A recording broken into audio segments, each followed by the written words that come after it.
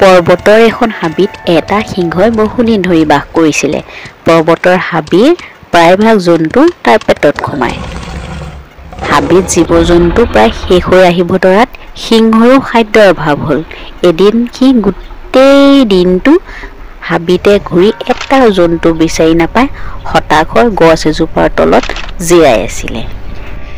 ঠিক সেই সময়তে হুচমুচ শব্দ কৰি এটা শহাই গাজৰ খাই আছিলে।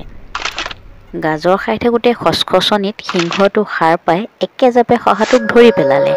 নাই মোমাতকৈ কণা মোমায়ে ভাল বুলি অন্ততঃ পেটৰ জুই নুমুৱাৰ বাবে শহাটো খাব খোজোতেই সেইফালে হৰিণা এজনী দৌৰ মাৰি যোৱা দেখিলে।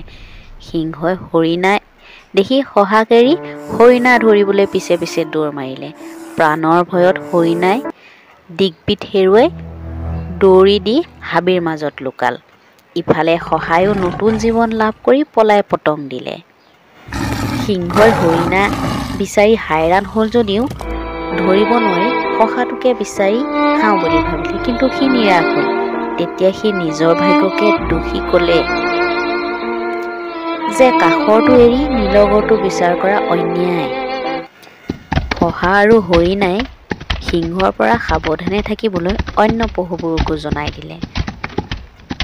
ফলত সিংহয়ো সেয়ে ভাবি এদিন এৰিবলগীয়া হ'ল। এই সাধুটোৰ পৰা আমি বুজিলোঁ যে প্ৰয়োজনৰ সময়ত যিটোকে ওচৰত পোৱা হয় তাতে সন্তুষ্ট হ'ব লাগে।